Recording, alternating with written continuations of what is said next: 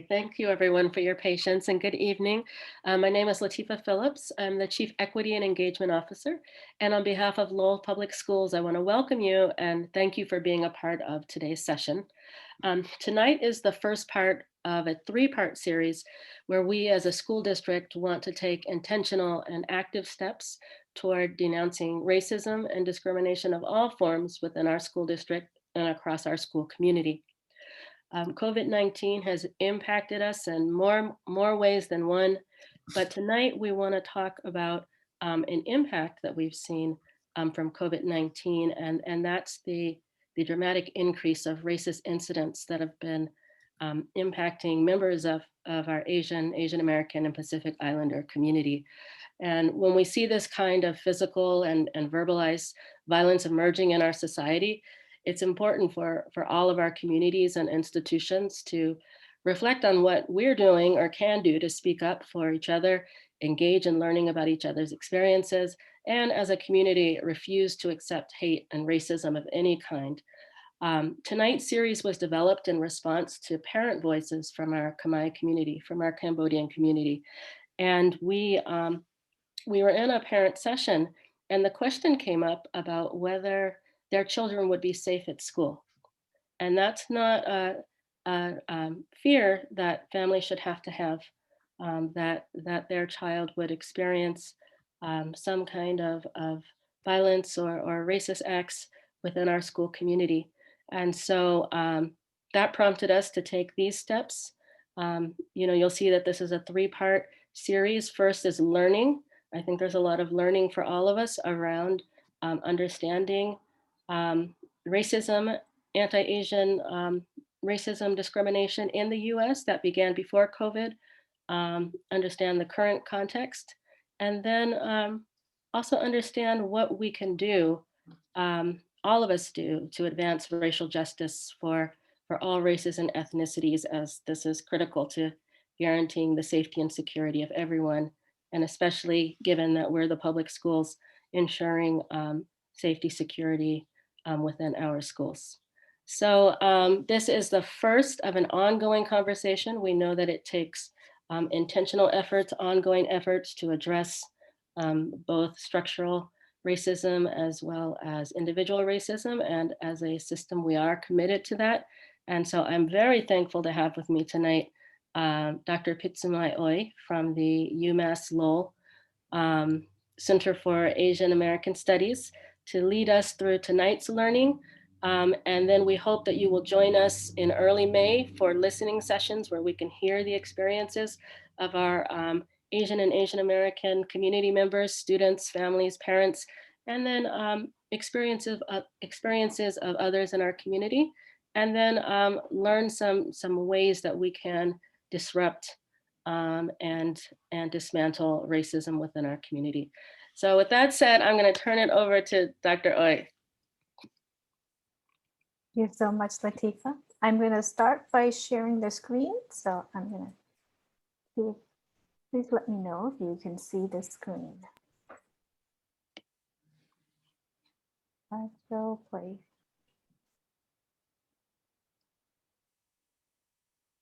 Okay, so I'm going to try to speak slowly because we have interpretations in 4 languages. And so thank you for that warm introduction, Latifa. This is building a strong community for racial justice. Learn, listen, act, and stand against hate. The agenda that we have, we just did introductions. We'll be learning about the history of race in the United States. Our community highlighted for our first learning session is our Asian and Asian American community. And then we're going to end with how to be an ally. And then we'll have our closing. What we hope for the community members to learn is the brief history of race in the United States and how it has been part of the formation of our country. How to be an ally to Asian and Asian American students, staff, and families. And then how to report incidents of racism and discrimination if we see that in the Lowell public schools. So why are we here? Right now in this day and age, we're being attacked on different fronts. COVID-19 is attacking our bodies. And so it's putting everyone at a hyper um, state right now of fear. We also have attacks on our communities, and particularly some of our communities of color.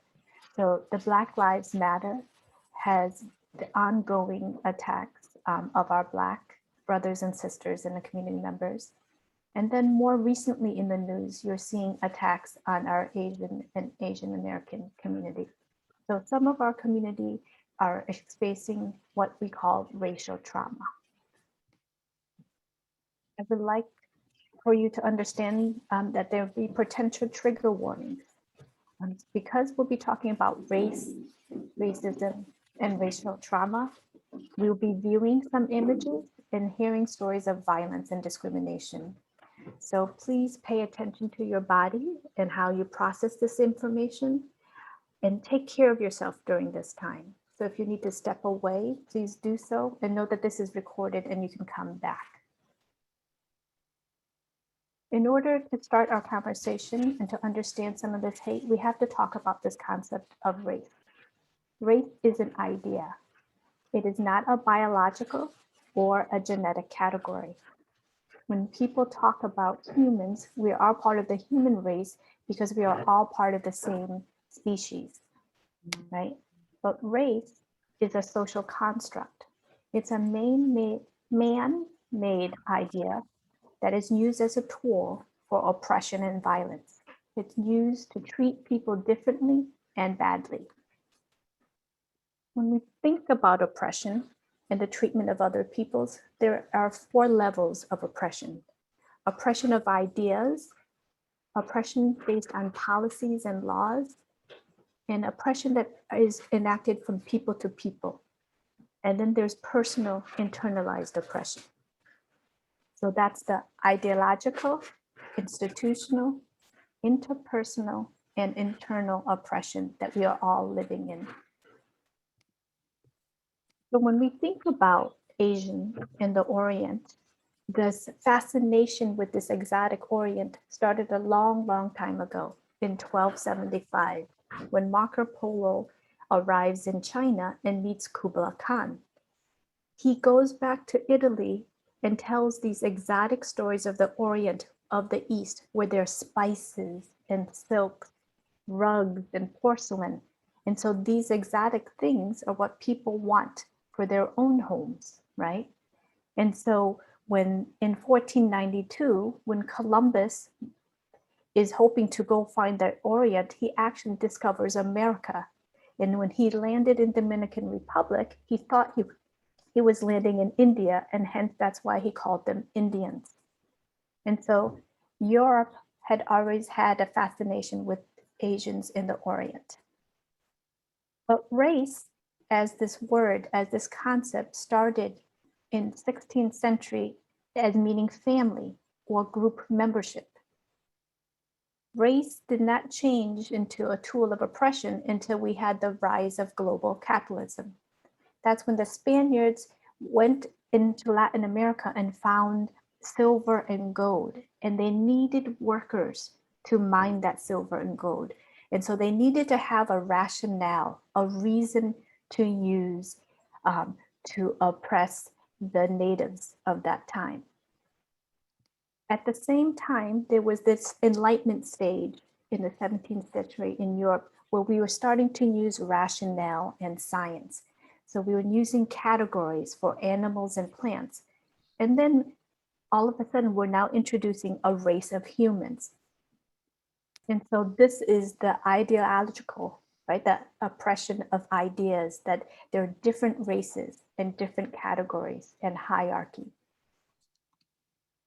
So England, also a colonizer, wanted to replicate what was happening in Latin America and what Spain was doing, but they landed on the East Coast on the Virginia area. They too wanted to use the natives, but the natives fought back.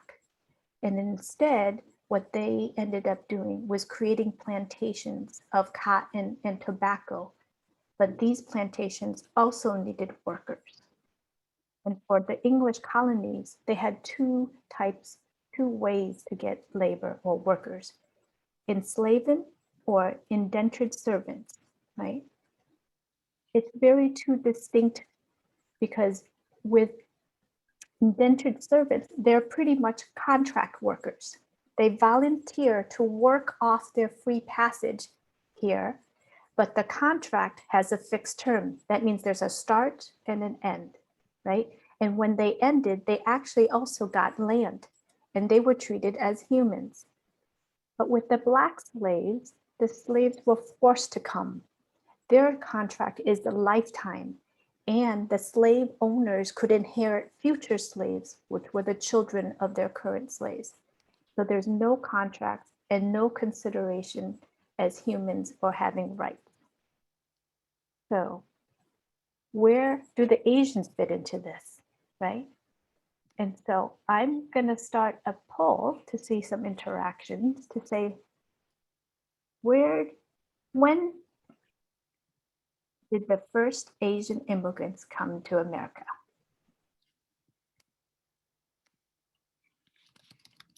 Checking in to see.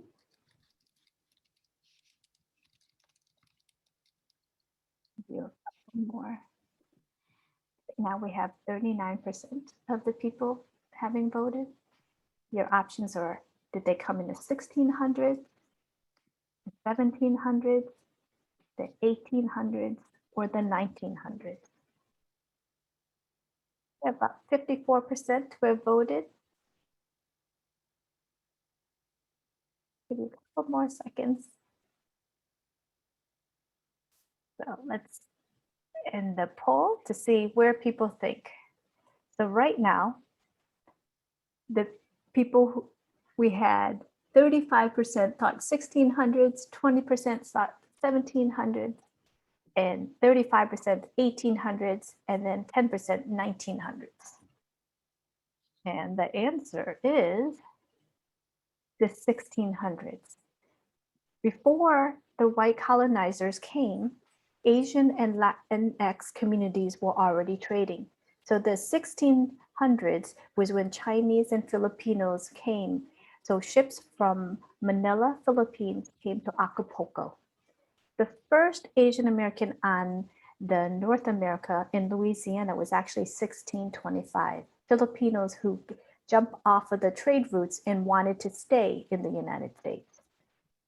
And so the Asians' role in this whole economy is that Asians were recruited for their work to be a laborer. So we had Filipinos and Asian Indians coming in the 1700s.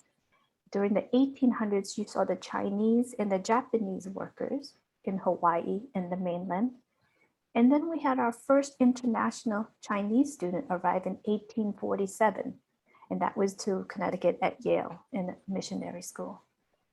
The 1900s brought the Koreans, Filipinos, and more Asian Indians.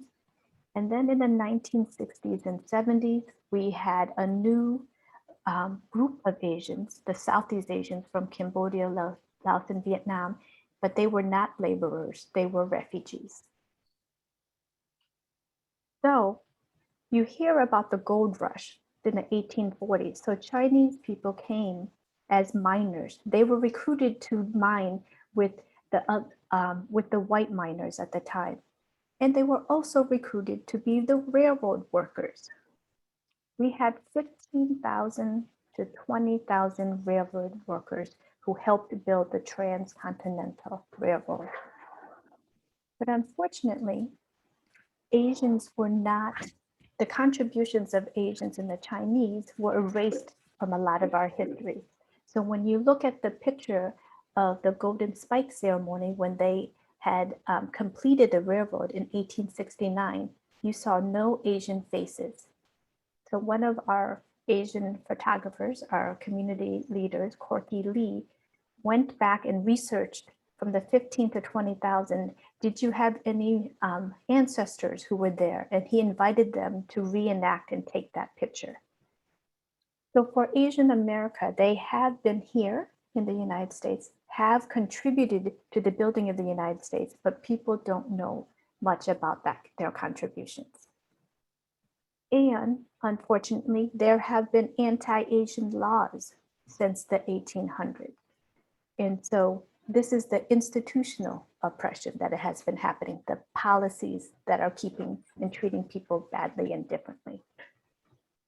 People versus Hall in 1854 was the first time that Asians, there was an enactment where Hall was a white miner and he killed a Chinese miner.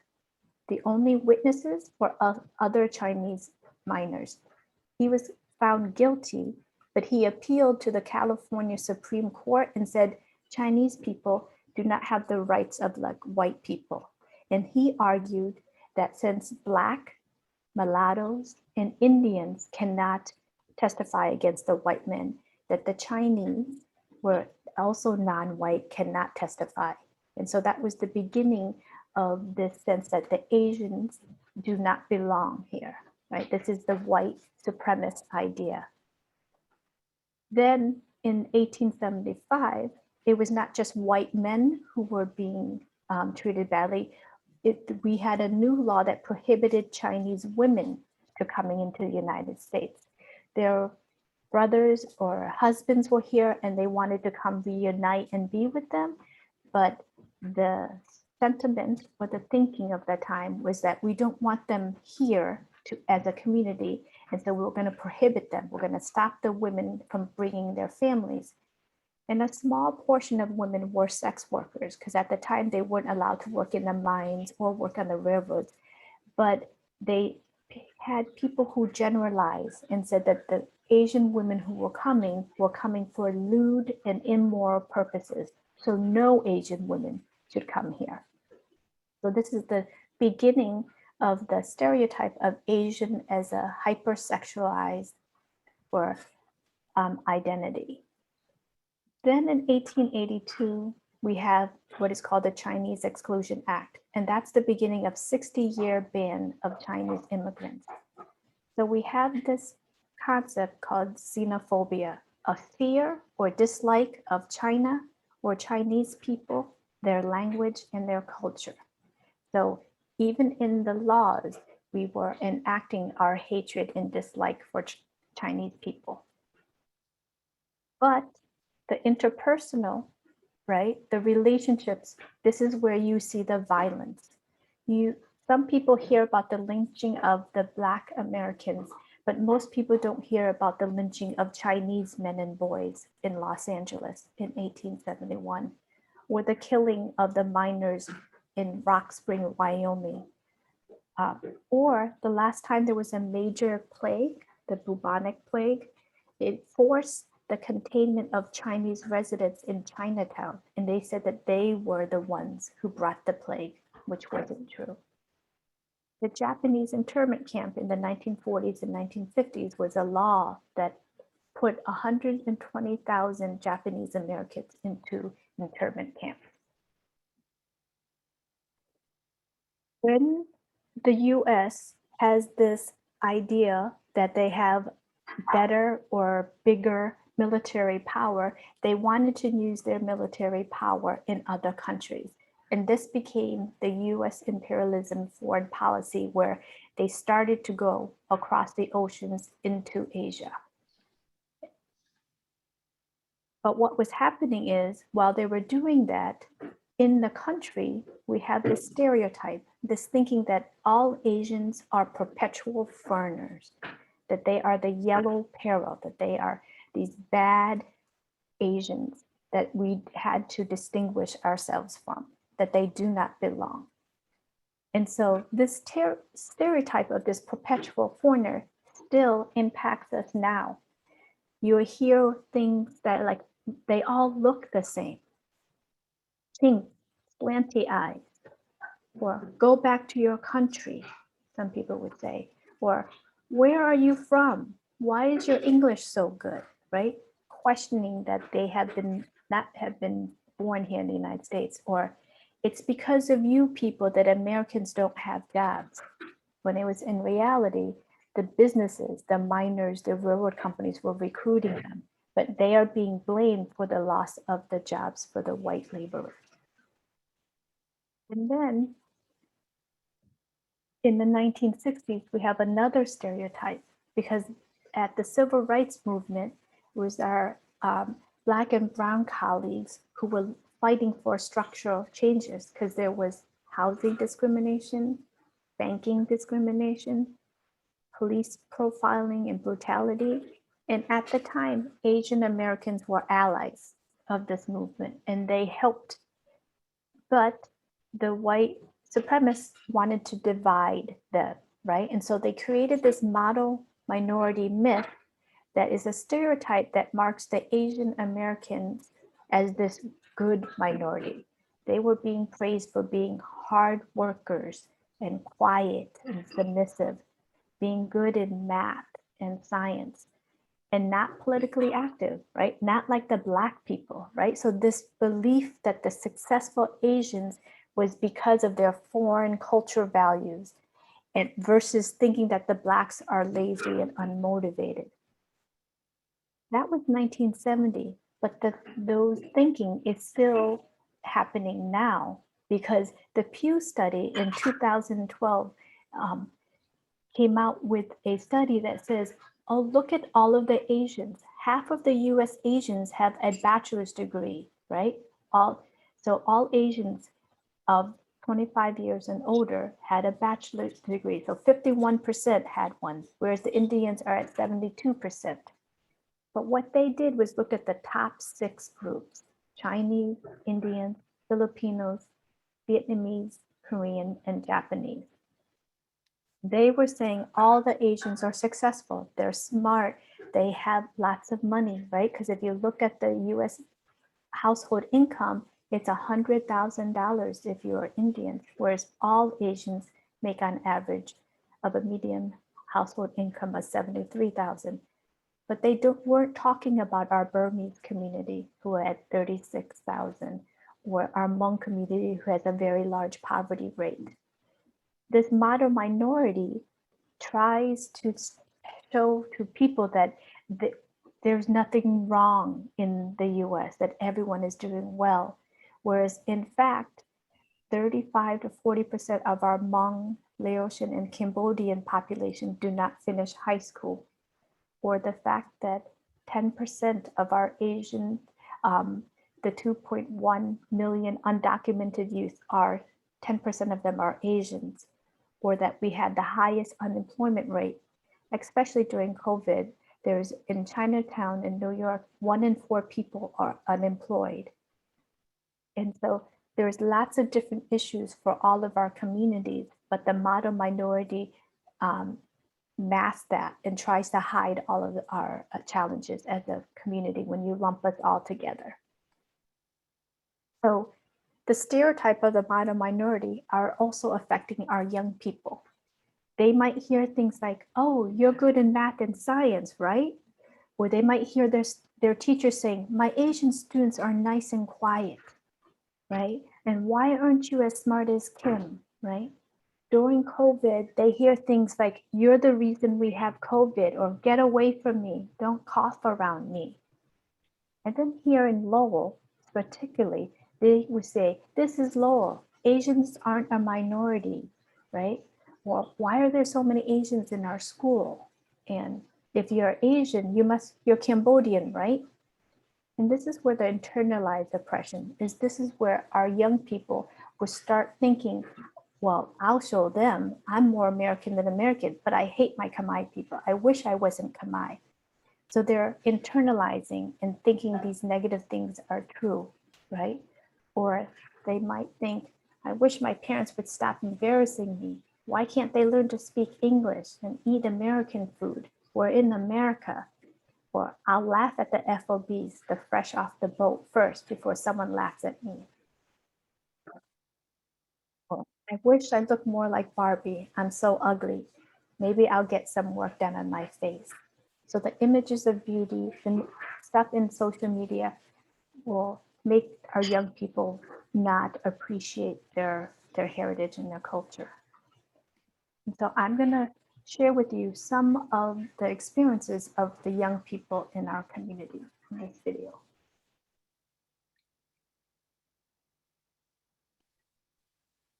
Please let me know if you can see the video. Yes. Okay. Some situation of COVID-19 as a Chinese. Too fast. work.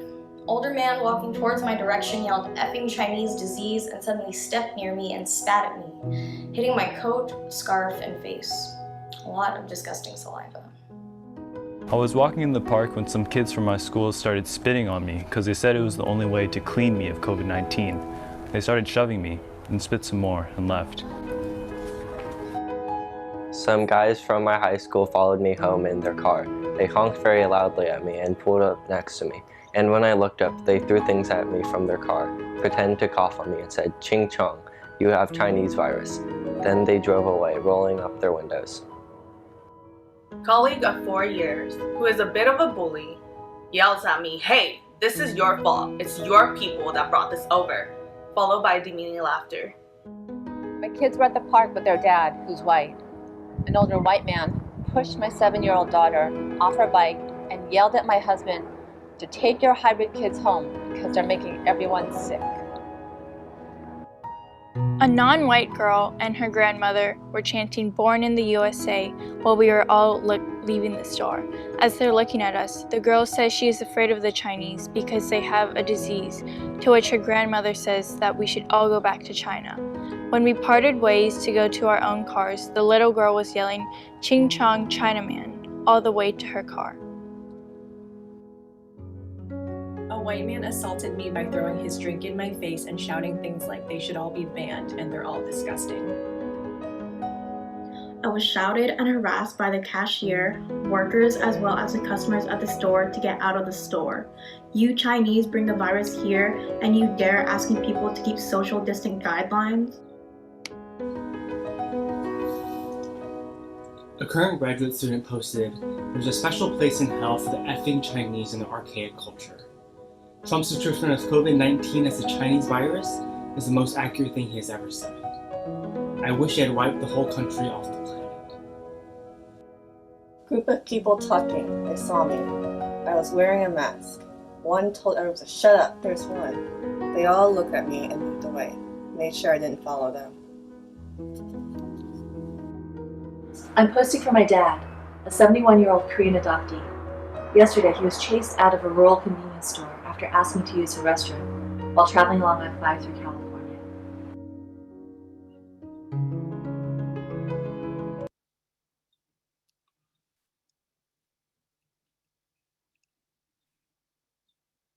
So I'm going to launch the next poll and ask you, would you know what to do if you saw someone being attacked or assaulted?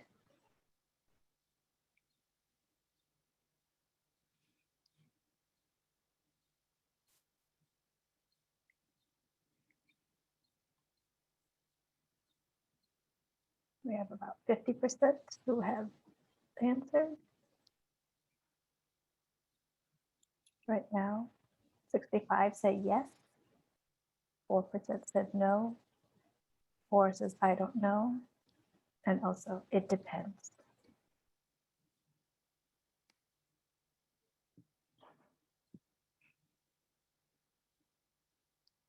I'm going to give people a couple more seconds.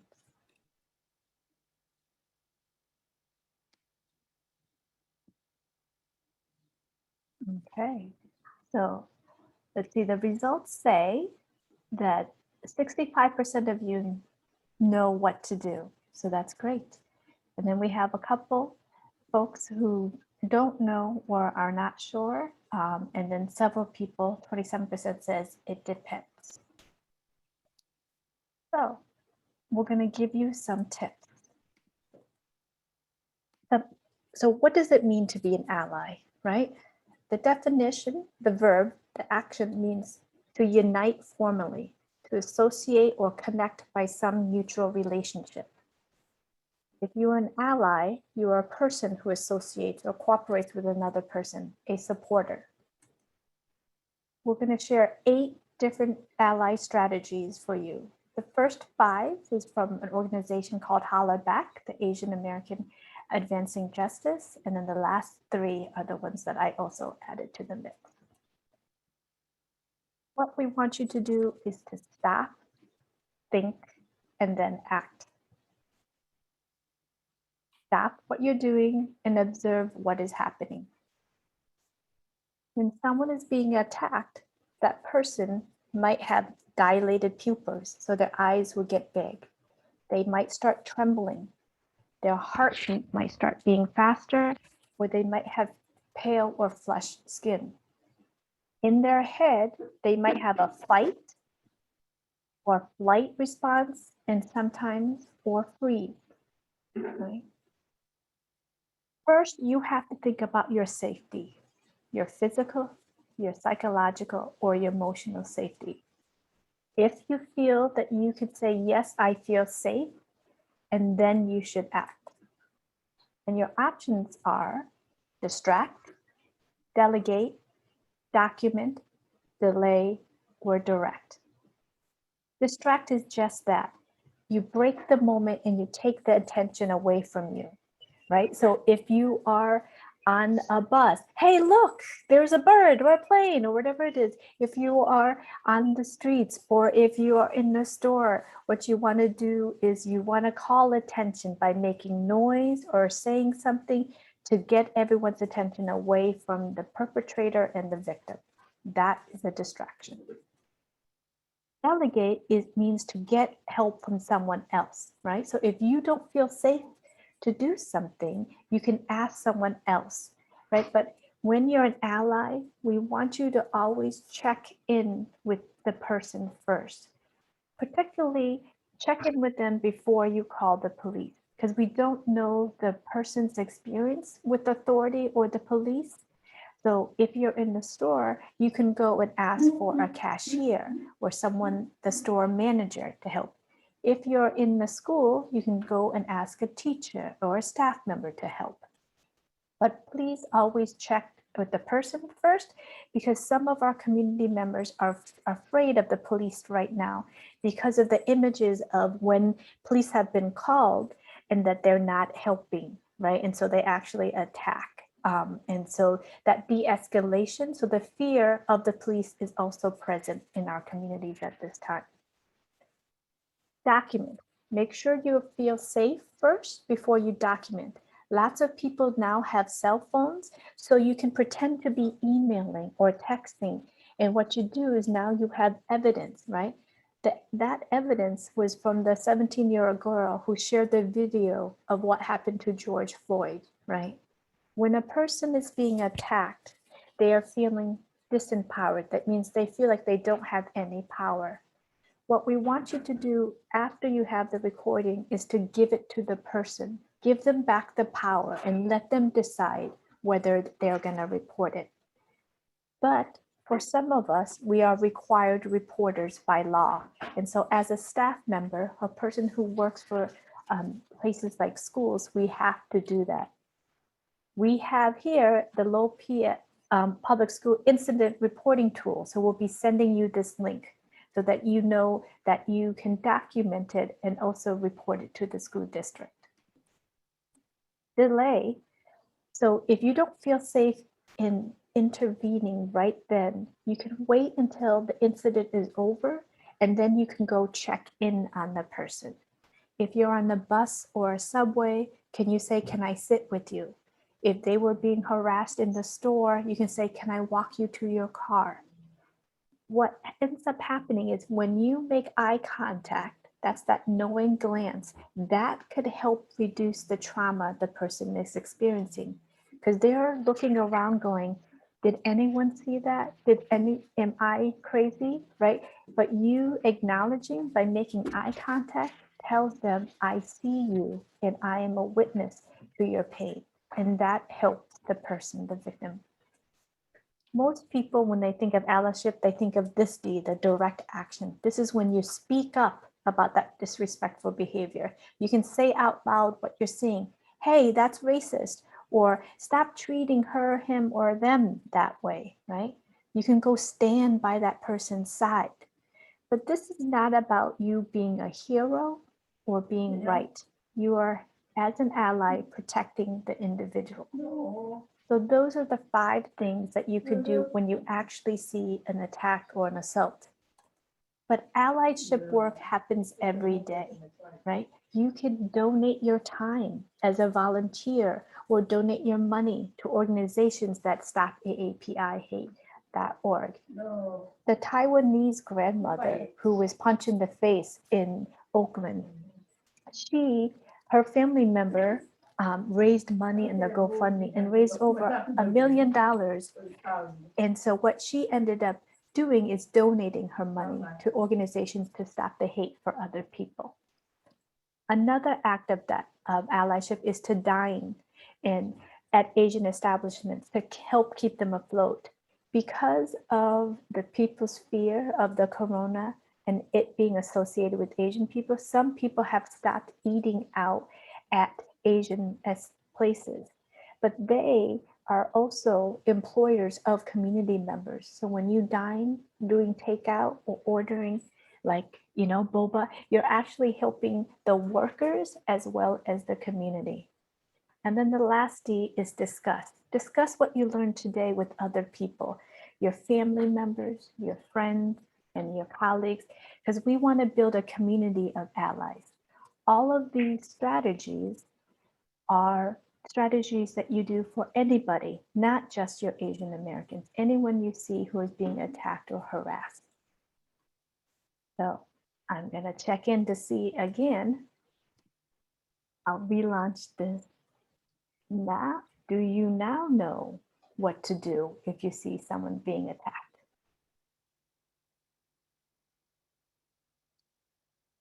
And I'm hoping that we'll have more than the 70 or 60% that we had last time. Right now we have about 52% people answering. Almost there, we're at 64% answering. 67%. Give you 10 more seconds. 9, 8, 7, 6, 5, 4, 3, 2, and 1. So we have about 70% of people 24 people voted. And so we have at least 92%. Congratulations. So, and then we also have people say it depends. And that is a good answer as well, because remember, safety first. It depends, meaning I will make that decision that is best for me. So in conclusion, we are here to build community, right? And in order to build community, we need to get to know each other. Get to know your neighbor. Get to know the Asian American community members as people and not stereotypes. Ask questions. Learn how to pronounce their name correctly. Sometimes people think that allyship is this grand, big idea, but learning to pronounce a person's Asian name is you saying, I see you, I recognize your heritage, your identity, and I want to get to know you, right? So don't make any assumptions about what type of Asians they are, but also don't exoticize us. You also should be sharing your story so that we could get to know you as well. That's the relationship building that we want you to do within our community, because we are here together as a community and we need to get to know each other. And so we would like for you to continue learning with us. We have 2 more general sessions. Tell your friends and colleagues if they missed tonight that we have next Wednesday, April 28th at 4 p.m. or next Thursday at April 29th at 6 p.m. We will be doing listening. That's the second part, listening to our Asian American community members. And we'll be hosting that by schools. And so in May, the schools will determine what dates they are. And then the action part, right? We're going to learn, listen, and act.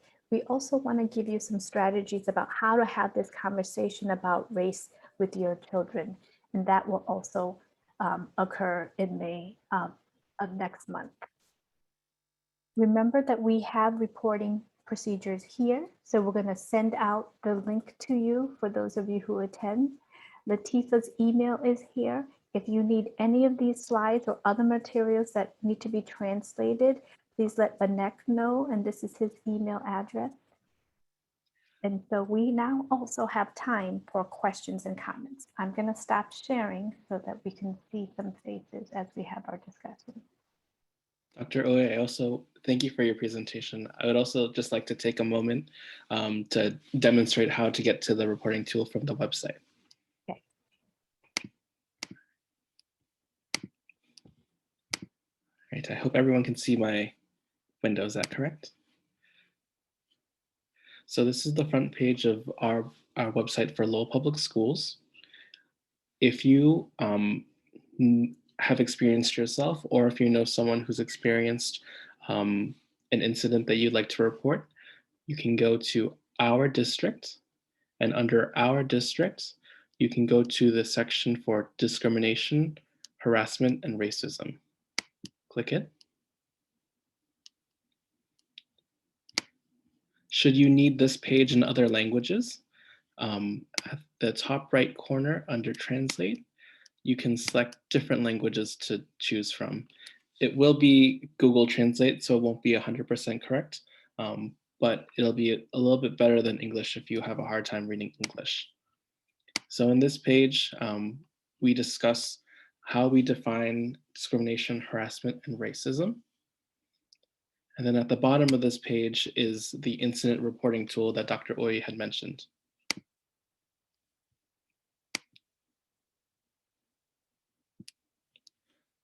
So in this forum, we'll discuss what bullying, harassment, and discrimination can look like, as well as racism. Right now, the form is in English, but we are working on getting the form also available in our top languages as well. So again, this form is if you know anyone who has experienced an incident for bullying, racism, discrimination, and harassment, and you'd like to report it, please let us know, as we want to make sure that all of our students feel safe and welcome in our community. And Vanak, I just wanted to add that someone at each of our schools is designated to investigate and review the reports. And so we really do want to encourage our students, staff, community members to use this if you feel that you've experienced discrimination or racism within our school system, because part of us being able to improve our system is understanding what's happening within our system. Are there any questions or comments that anyone would like to share with us?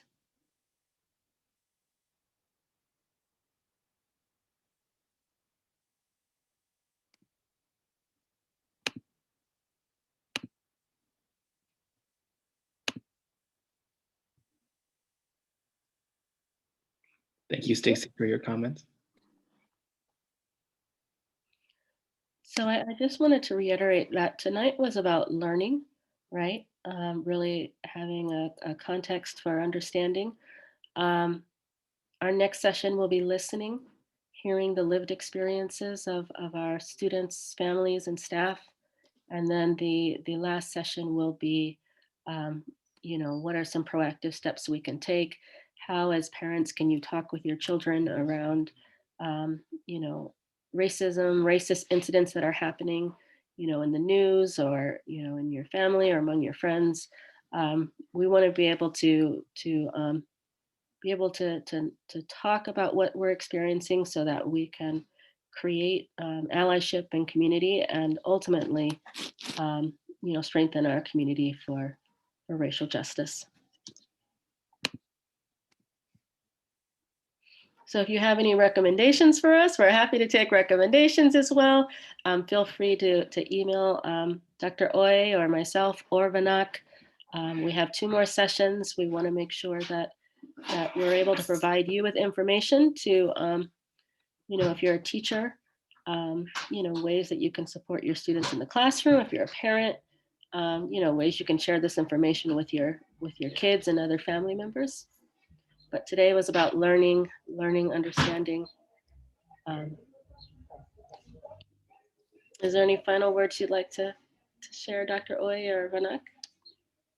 This is just a beginning, right? So the racial justice is a global community. And so for this month and this time, we're highlighting the Asian community, but we're also open to hearing from other community members. And so I look forward for hearing from our Arabic, as well as our Spanish, our Portuguese, and other community members, and our African and Black and other Latinx community members. Mm-hmm. Thank you all for attending this evening. We just want to reiterate that if you have friends or family who weren't able to make it to this evening session, that we are also delivering this content next Wednesday at 4 o'clock and next Thursday at 6 o'clock as well.